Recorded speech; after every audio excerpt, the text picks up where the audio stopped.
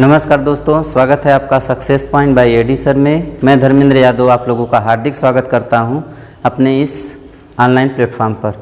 दोस्तों, अभी तक हमने मगध साम्राज्य को पढ़ा है। मगध साम्राज्य में हमने देखा कि किस तरह से नंद वंश का क्या होता है, अंत होता है और एक नए वंश की स्थापना होगी, मौर्य साम्राज्य की। लेकिन इसके बीच में एक नया शासनकाल आता है सिकंदर का आक्रमण भारत पर होता है, अर्थात विदेशी आक्रमण। प्राचीन काल में जो विदेशी आक्रमण है वह इस बीच का कड़ी है। उस बीच की कड़ी को पहले हम देख लेते हैं, तब जो है मौर्य साम्राज्य को पढ़ेंगे तो अच्छे से समझ में आएगा। तो आइए हम लोग देखते हैं कि प्राचीन काल में कौन कौन से विदेशी आक्रमण हुए थे।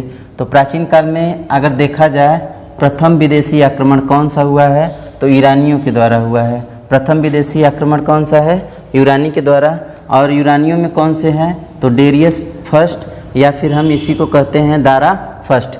यहाँ से ईरानी का जो है पूछा जाता है कि भारत में कौन से पहले विदेशी हैं जिन्होंने आक्रमण किया था, तो वह आपके कौन है? ईरानी है। ईरानी के बाद भारत में जो आक्रमण करते हैं कौन है तो यूनानी है। यूनानी में देखा जाएगा तो वहीं आपका कौन है? सिकंदर जो है भारत पर क्या करता है? आक्रमण करता है। तो सिकंदर जो आक्रमण कर रहा है वह कहाँ से था तो यूनान से था। तो विदेश में हम लोग जो है विदेशी आक्रमण कौन कौन से हैं? ईरानी और यूनानी। चलिए अगली बात को हम लोग देखते हैं। तो यूनानी में हम लोग देख रहे हैं कि कौन आक्रमण किया था सबसे पहले? सिकंदर किया है।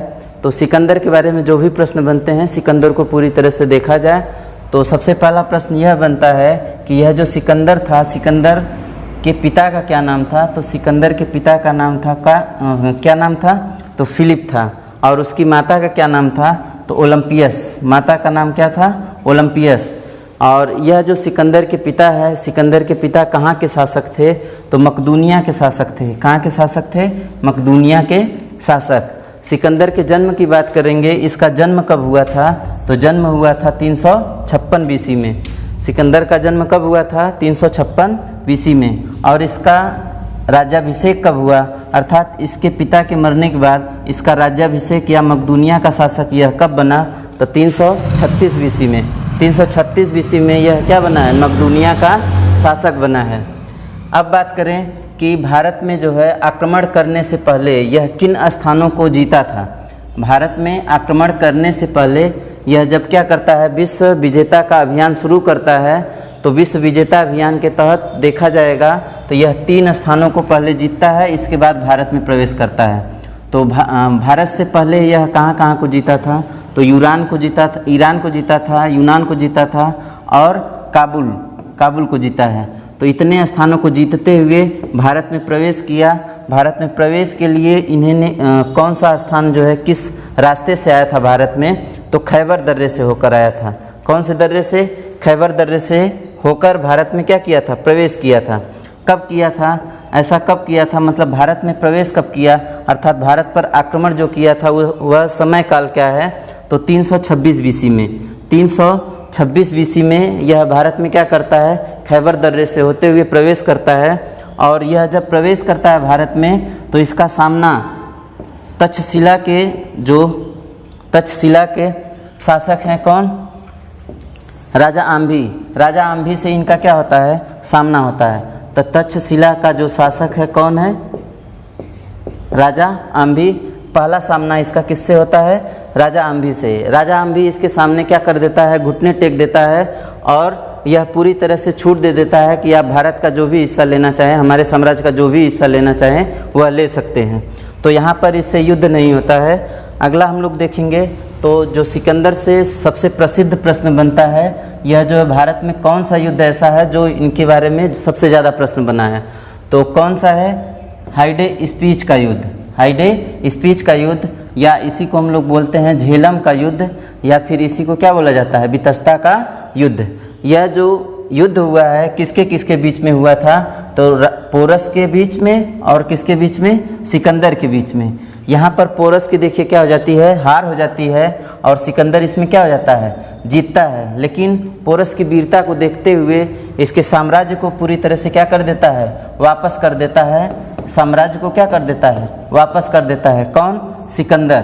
तो पोरस और सिकंदर के बीच में युद्ध होता है। पोरस इसका क्या करता है, वीरता के साथ सामना करता है और पोरस की इसमें हार होती है, लेकिन इसके द्वारा जीते गए इसके साम्राज्य को वापस कर दिया जाता है। क्यों? क्योंकि इसकी वीरता से यह क्या हो जाता है, प्रसन्न हो जाता है। चलिए आगे हम लोग बात करेंगे। जब पोरस से युद्ध हो रहा था तो उस समय इसका एक घोड़ा है, सिकंदर का घोड़ा कौन सा है, बहुकेफला। उस युद्ध स्थल पर बहुकेफला की क्या हो जाती है, मृत्यु हो जाती है, अर्थात वह घायल हो जाता है। वहीं पे इसकी क्या हो जाती है, मृत्यु हो जाती है। मृत्यु हो जाने वाले स्थान पर, जहाँ पर इसकी मृत्यु हुई थी, उस स्थान पर सिकंदर ने एक नगर बसाया था जिसका नाम था क्या, बहुकेफला नगर। तो पूछा जाता है कि बहुकेफला नगर कहाँ पे बसाया गया था, तो सिकंदर का घोड़ा जहाँ पे क्या हुआ था, मृत हुआ था, उसी स्थान पर कौन सा नगर बसाया गया था, बहुकेफला।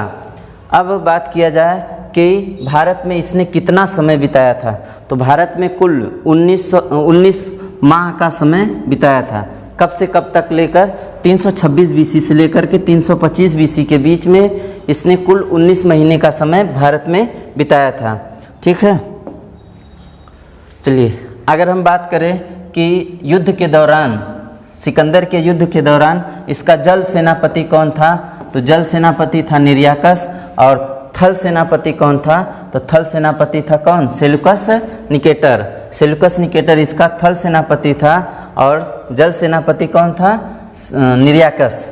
और इस समय इसके साथ में कौन सा इतिहासकार आया था जिसने सिकंदर के युद्ध के बारे में बताया था, ऐसा कौन इतिहासकार था, तो इतिहासकार था इसके साथ कौन, एरियन।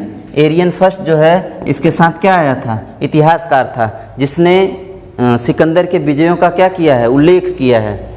अब बात करें कि यह जो सिकंदर है भारत में समय बिताता है, इसके बाद यहाँ से चला जाता है बेबीलोन की तरफ बढ़ता है और वहाँ पे 323 बीसी में 323 बीसी में इसकी क्या हो जाती है, मृत्यु। 323 बीसी में इसकी क्या हो जाती है, मृत्यु। और इसका जो जीता हुआ साम्राज्य है उसका सेनापति कौन है, सेल्यूकस निकेटर। सेल्यूकस निकेटर उस साम्राज्य को क्या करता है, संभालता है। और यहीं सेल्यूकस निकेटर का देखेंगे तो 305 बीसी में किसके साथ युद्ध होता है, चंद्रगुप्त के साथ, चंद्रगुप्त के साथ। और इसमें सेल्यूकस निकेटर की क्या हो जाती है, हार हो जाती है और चंद्रगुप्त मौर्य की क्या हो जाएगी, जीत हो जाएगी।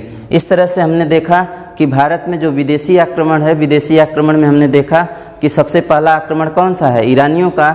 इसके बाद किसका है, यूनानियों का। यूनानियों में सबसे महत्वपूर्ण आपका कौन सा है, सिकंदर का। तो सिकंदर के बारे में हमने पूरी बात को देखा है। उम्मीद है आपको क्या आया होगा, पसंद आया होगा। अगर वीडियो पसंद आई है तो अधिक से अधिक लोगों के बीच में शेयर करिए, चैनल को हमारे सब्सक्राइब करिए और कमेंट के माध्यम से बताएं कि इसमें क्या चीज़ें आपको और चाहिए।